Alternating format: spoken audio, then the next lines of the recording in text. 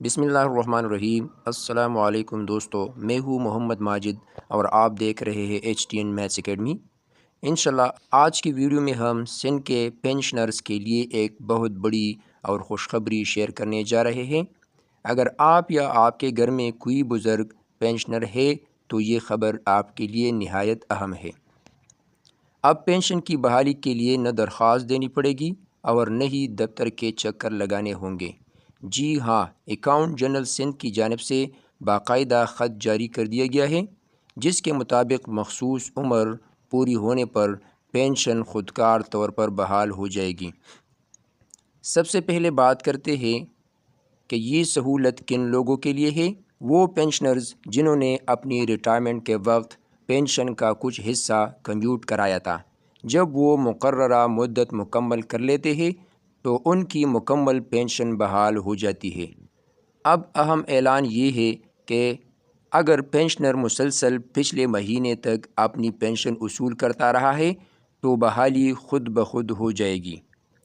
دوسرا نقطہ، کسی بھی پینشنرز کو ذاتی طور پر کسی دفتر میں پیش ہونے کی ضرورت نہیں ہوگی۔ تیسرا نقطہ، پینشن بحالی کے لیے کوئی درخواست جمع کرانے کی بھی ضرورت نہیں ہے۔ یہ اقدام سندھ حکومت کی جانب سے بزرگ پینشنر کے لیے بہت بڑا ریلیف ہے۔ اب انہیں نہ لمبی قطاروں میں کھڑا ہونا پڑے گا اور نہ ہی کاغذی کارروائی کی پریشانی ہوگی۔ اب عمر کی وضاحت بھی سن لیجئے۔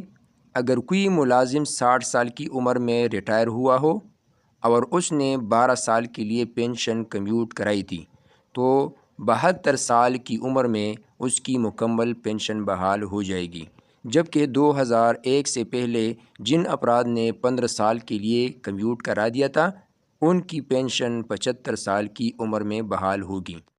یہاں ایک اہم بات یہ بھی ہے کہ دیگر صوبوں جیسے پنجاب میں ابھی بھی پینشن بحالی کے لیے درخواست دینا ضروری ہے، لیکن سندھ نے یہ عمل مکمل طور پر خودکار کر دیا ہے، جو واقعی قابل تحسین قدم ہے۔